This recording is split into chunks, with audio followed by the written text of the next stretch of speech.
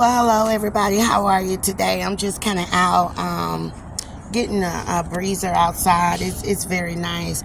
I wanted to introduce you to the Plug's Daughter Grace. This is a great devotional, but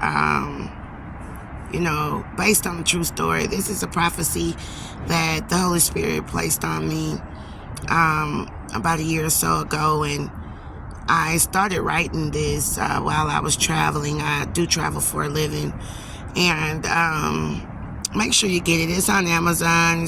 I tried to mark it down as, low as possible. It is free with Kindle, 99 cents for the ebook, and $3.99 for the paperback. This is the paperback because I don't want anybody to be deceived here. It's not a big old book. I didn't want to do something that would take the interest away. I just kind of wanted to put a lot of powerful information in this book,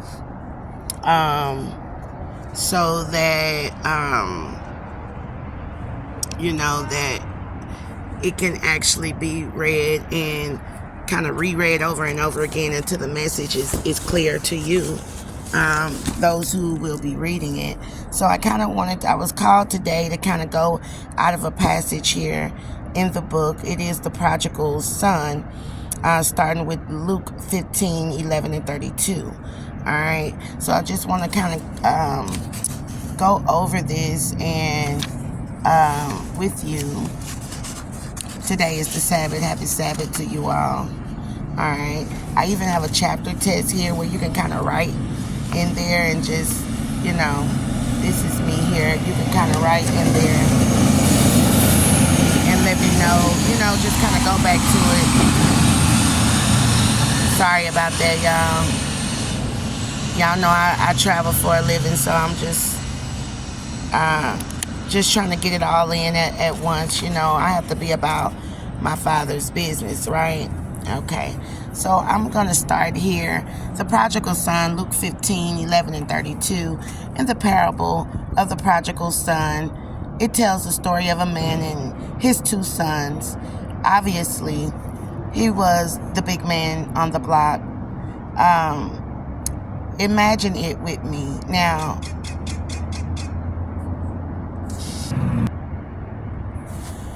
obviously, he was a big man on the block.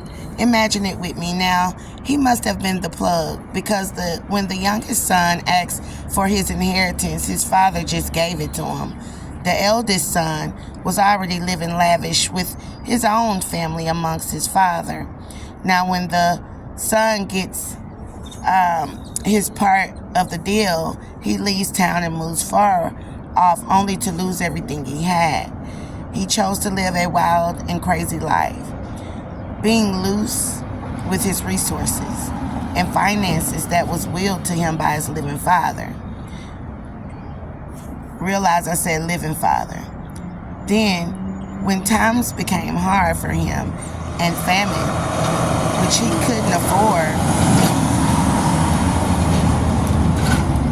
afford to feed himself, he went to find work and help from others, and there was no love shown in return. He finally surrenders and came to his senses to beg his father for his forgiveness for misusing and abusing his inheritance carelessly in sin. He actually realized that he needed to head back home to what he knew are the teachings that were instilled in him back home, especially how to get financial gains by working in the family's business endeavors. Returning home, his father felt and saw his son's pain and met him with open arms. Even though the son felt ashamed of his behavior, his father wasn't judging his behavior. His father was just happy to see him. The son asked for his father's forgiveness and felt worthless. But his father quickly asked his servants to grab the best robes to put on his son, put a ring on his finger and sandals on his feet. Bring a fat cow so we can eat and celebrate. He stated the son was lost and now he was found. The oldest son heard news and was upset because he never disobeyed his father and never felt gifted. The father stated to the son Hey, you haven't missed out on nothing. You haven't left my side, so certainly if I'm good, then you good. If I got it, you got it. Right? Right. So, the father celebrated because his son was lost in the world, but had returned back home. That part. Or what he knew what was right to do. I've learned with the Lord our God, after the Holy Spirit humbles, lead, guide, and teach us, that there is a reason for our learning and knowing, and even understanding we receive. It's so important to God what we know as far as what we do and what not to do.